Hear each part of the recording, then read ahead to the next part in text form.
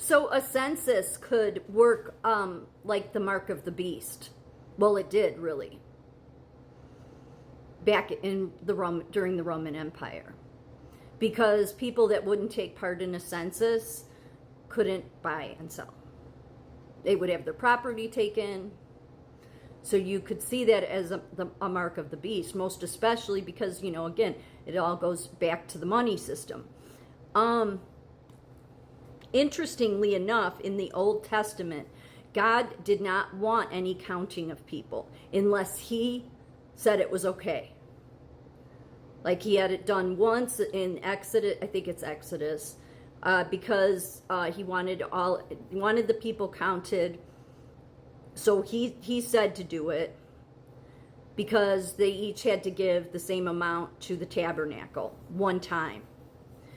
But then move ahead, and King David went to do a census because he was going to war and had to get a military together. And God wanted it to play out this way, but King David's intentions behind doing the census was in pride. And so God wanted that to happen because he wanted to let people know, nobody should be counting people because it spiritually is dangerous. Look at what they did during the Holocaust, putting numbers on people. But they've been doing it ever since, when Jesus walked the earth, the Roman Empire was doing them. That's how they were able to tax people. That was the other problem. So, everybody knows when Jesus said, render to Caesar's what is Caesar's, but give to God what is God's. Okay, so everybody thinks that means, okay, that if you think that God thinks that it's okay then that you serve two masters, think again. Now, you can then go, because that's not what Jesus was saying. He was saying it, because he didn't pay any Roman, he paid a tabernacle tax to the temple. Him and Peter did. But he didn't pay any Roman taxes. Again, what was his life? So when he said, render to Caesar's what is Caesar's, he didn't mean God only wants half of you. I'm not trying to go after taxes. Taxes are just the way of the world. And what I'm trying to say, though, is it acts like the mark of the beast. Especially given the denarius system.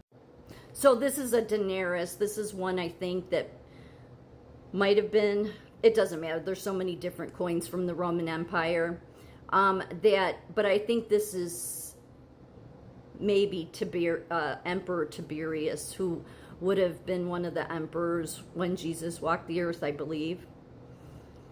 But I noticed something when I was looking all this up is Pontif. Pontif. Pontif, the Pontif. Yeah, that's what it says. It's actually Pontif Maximus. You can see it clear there.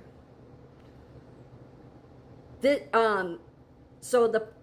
is because the emperor is king over everything, even religion.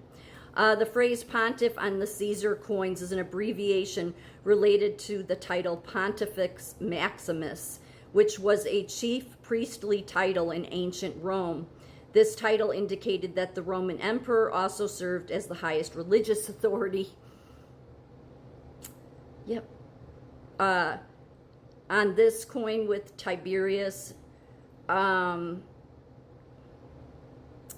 this indicated his position as the chief priest of the Roman state religion.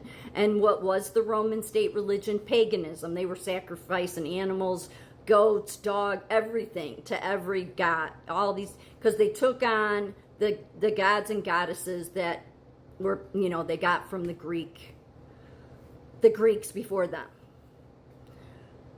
Which brings me to this. So for those that don't know, but I think most people know, who else is called the Pontiff? Oh, we're interviewing the Pontif today. Well, what will the Pontif have to say? Well, we know the Pontif won't be saying anything truthful because the Pontif, since the days of their beginning, has been practicing paganism, which brings me to this. Yes, this is a pagan goddess. Yes, I know this is the money system during the Roman Empire. You'll understand in a minute. This Roman goddess is called Pax, the goddess of peace. She's holding a scepter and an olive branch.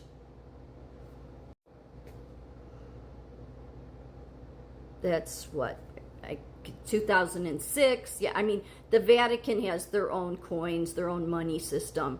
They can be used like as real money in any Eurozone.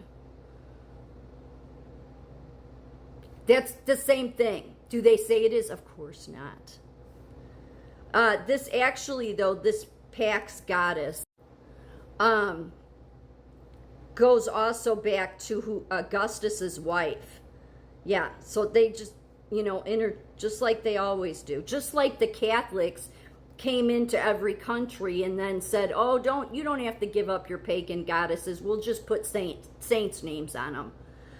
So, Livia Pax refers to Livia Drusilla, the wife of Emperor Augustus, who was sometimes symbolically depicted as the Roman goddess Pax, the goddess of peace, on coins during the reign of her son, Tiberius. It's always the mother and the son. On these coins, she appears enthroned, holding symbols like a scepter and olive branches representing peace.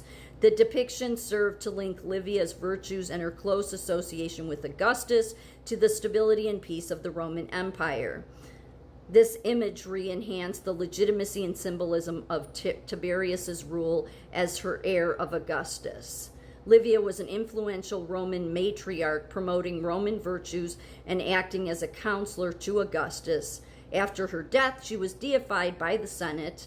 Coins featuring Livia as Pax emphasize her role as mother of the imperial family, of course. And it's the same thing. It's the same thing.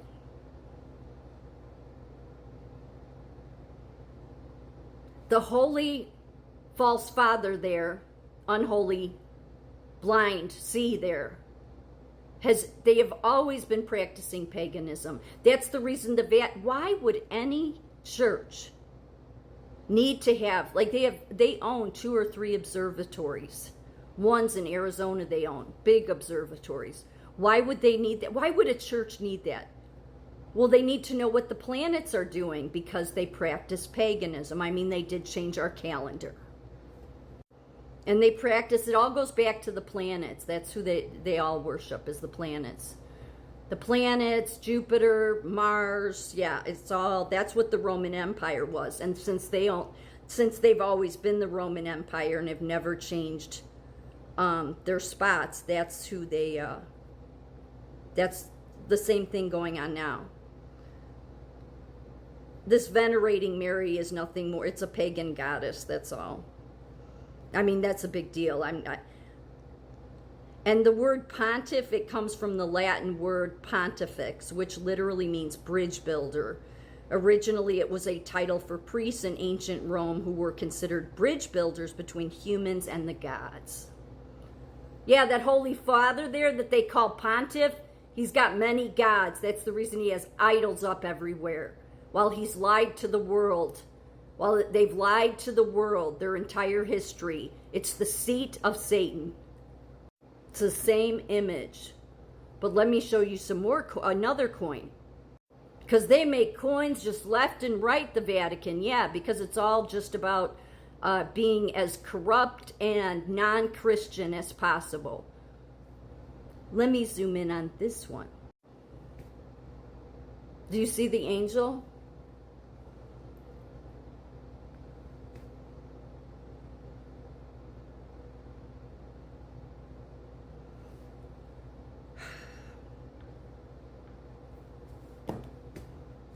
The Roman Catholic Church didn't change after Vatican II, and all these people that don't want to see the truth, well, I guess it's a blind guide. It's blind leading the blind. But in this case, it's a bunch of pagan worshipers leading a bunch of innocent people that think they're practicing Christianity.